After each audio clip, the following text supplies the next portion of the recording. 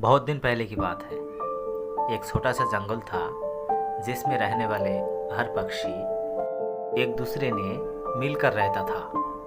उसी जंगल में चार ऐसा दोस्त था जो एक दूसरे की सिवा कुछ और नहीं सोच सकते थे। उन चारों में बहुत ही मेल था।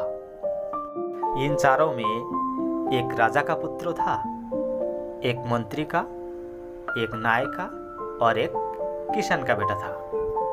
इन चारों साथ साथ खाते पीते थे और घूमते भी थे। एक दिन इन चारों ने मिलकर,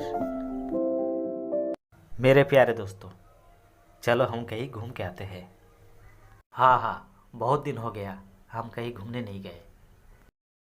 प्यारे व्यूअर्स, चैनल को सब्सक्राइब कर लेना। फिर एक दिन उस चार मित्रों ने एक घोड़ा लेकर वन की ओर प्रस्थान किया। दोस्त लोग, आज हम यही विश्राम करते हैं और अपना घोड़ा भी थक गया है।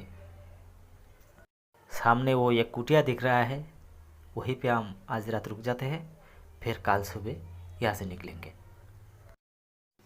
ठीक है, यही सही रहेगा, चलो। और भूख भी बहुत तगड़ा लगा है। फिर उन चारों मित्रों ने साथ में लाया हुआ भोजन करके रात को ही पे विश्राम कर लेते हैं और घोड़ा को बाहर बांध के रखते हैं। फिर उन चारों मित्रों को सुबह उठने से पहले उनका घोड़ा चोरी हो जाते हैं। मेरे दोस्तों, घोड़ा तो चोरी हो गया, लेकिन जिसने हमारी इस घोड़ा को चुराया वो रंग का काला है। चोर का रंग अगर काला है तो उसका ना मूंछें है और ना दाढ़ी। जिसने हमारी घोड़ा चुराया है उसका रंग अगर काला है और ना मूंछें है ना दाढ़ी, उसका शरीर पर लाल रंग का स्पॉट जरूर होगा। अपना घोड़ा चुराने वाला अगर देखने में काला है, ना मूंछें है ना दाढ़ी है, उसका शरीर पर लाल स्पॉट है, तो उसका नाम जरूर मंसूर है। अब चलो ढूंढते हैं इस गांव में कौन है हमारा घोड़ा चुराने वाला। फिर उन चारों को जैसा अंदाज़ा लगाया था वैसे ही एक आदमी मिल जाते हैं। क्या आपका नाम मंसूर है? हाँ, क्यों? आपको राज दरबार में चलना होगा क्योंकि आपने हमारी घोड़ा चुराई है। क्या आप बक रही हो? चलो। फिर उन चारों मित्रों ने मिलकर उसको पकड़कर राज दरबार में लेके जाते हैं। बोलो मंसूर, तुमको क्या कहना है? और तुम्हारा साथ ये चार मित्र कौन है? महाराज, ये चार युवक भिन्न देशी है और ये लोग मुझ पर आरोप लगा रहा है कि मैंने इनका घोड़ा चुराया। क्या रे, मंसूर ने तुम्हारा घोड़ा चुराया? तुम लोग देखा है? नहीं महाराज, हम चारों मिलकर अंदाज़ा लगाया है कि किसने हमारी घोड़ा चुरा सकते हैं। गाधे हैं तुम लोग। लोग चोर पकड़कर भी उसे चोर नहीं कह सकते हैं और तुम लोग अंदाज़ा लगाया और मंसूर जैसा अच्छा आदमी को चोर बना दिए। तुम चारों भिन्न देशी हो, इसलिए हम तुम चारों को छोड़ रहा हो, वरना अगर तुम इधर का होते ना, तुम चारों का सर मुंडवा कर भेजते यहाँ से। चलो निकलो।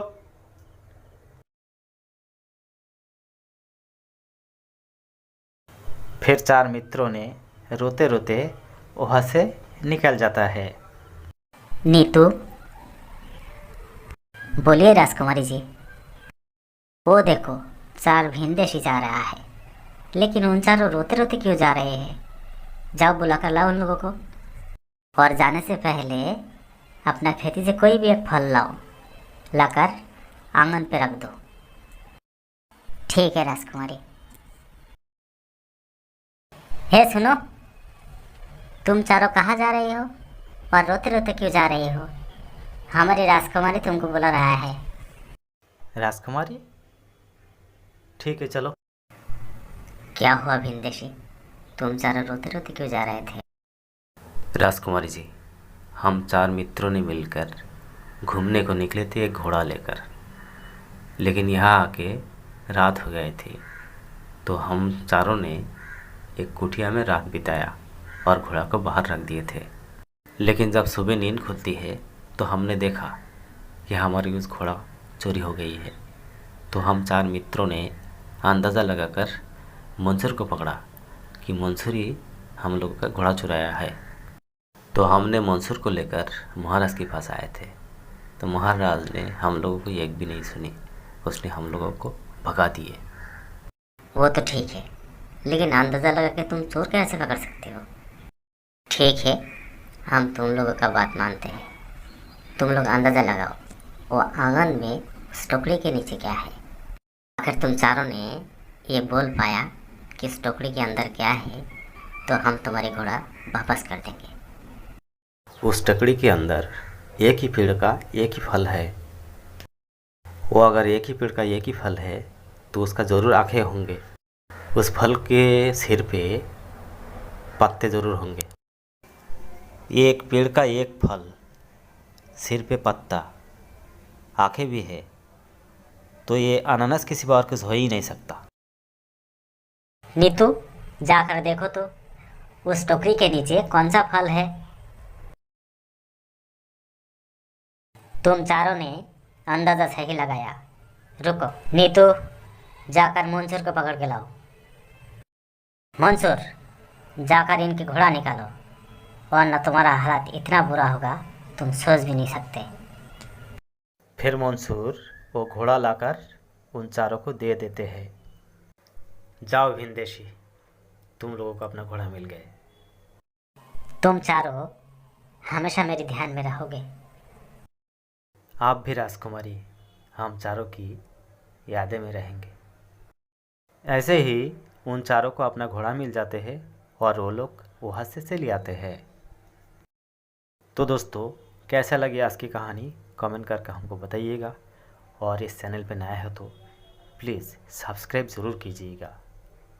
ए रतन, इधर आ। बोलो मालिक। एक काम कर, मेरे लिए एक कप चाय लेके आ।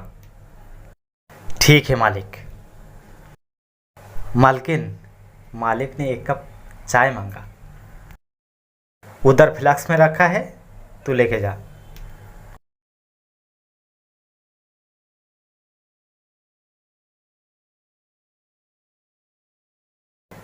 ये लीजिए मालिक चाय।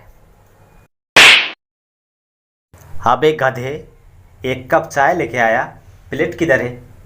मेरे को अगर कभी भी कुछ देने का तो प्लेट में ही देने का। ठीक है मालिक। अब रो मत, मेरे को बाहर जाना है, मेरा जूता लेके आ। ठीक है मालिक। ये लीजिए मालिक। अब एक गधे जूता कोई प्लेट में लेके आता है, चल निकल यहाँ से।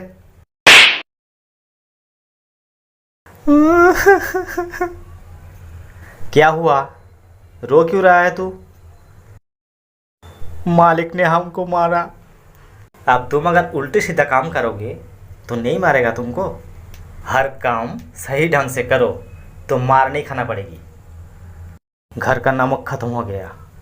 अब ये रोना धोना बंद करो और दुकान में जाओ, जाके एक पैकेट नमक लेके आओ। जी मालकिन।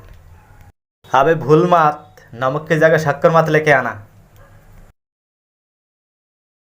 जमींदार के घर पे नमक नहीं है, जमींदार के घर पे नमक नहीं है, जमींदार के घर पे नमक नहीं है, जमींदार के घर पे नमक नहीं है। हाजी, क्या ऐसा जमींदार है घर पे नमक तक नहीं है? अरे छोड़ यार, काहे का जमींदार?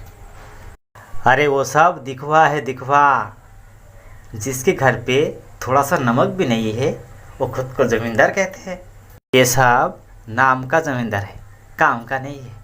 छोड़ उनकी बातें, चल अपना काम पे चल। ये रतन तो मुझे कहीं भी मुंह दिखाने का लायक नहीं छोड़ेगा। चल आज घर पे आने दे इसको।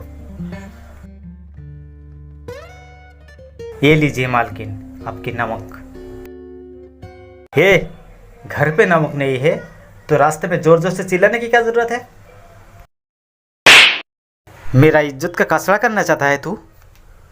घर की बात को थोड़ा धीरे से करना चाहिए, चिल्ला चिल्ला के लोगों को नहीं बताना चाहिए, समझ गए? हाँ मालिक। ए सुन, एक काम कर, तू मेरे दामाद के घर पे जा। मैं उनके लिए एक धोती भेजा था, उसमें थोड़ा सा छेद निकल गया, उसको वापस करने का है, जाके लेके आ। दीदी, ओ दीदी। दीदी घर पे नहीं है, दीदी हॉस्पिटल गई हुई है। दीदी का बच्चा होने वाला है। तुम जमींदार से जाके कहो कि उनको पोता होने वाला है। हाँ, मैं जाके बोलता हूँ, लेकिन मैं वो धोती लेने को आया था, उसको चेंज करने का है। ये लो धोती। बाबू, मेरी बेटी का शादी है, मुझे थोड़ा पैसे चाहिए था। ठीक है, रुको, ये लो। बाबू, धोती मैं लेके आया, लेकिन आपसे कुछ बात करने का है। क्या है बोल। आपका पोता होने वाला है। अब एक गधे, ये बात कोई छुप छुप के बोलते हैं? ये तो बजा बजा के बोलने वाली बात है। रतन, ये ले धोती, चल मेरे दामाद को देखे आ।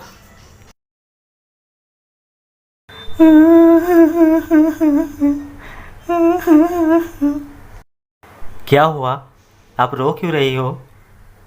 दीदी किधर है? मैंने ये धोती चेंज करके लाया, दीदी को देने का है। हॉस्पिटल में तुम्हारा दीदी का बच्चा मर गया, तुम ये बात जमींदार को जाके कह दो।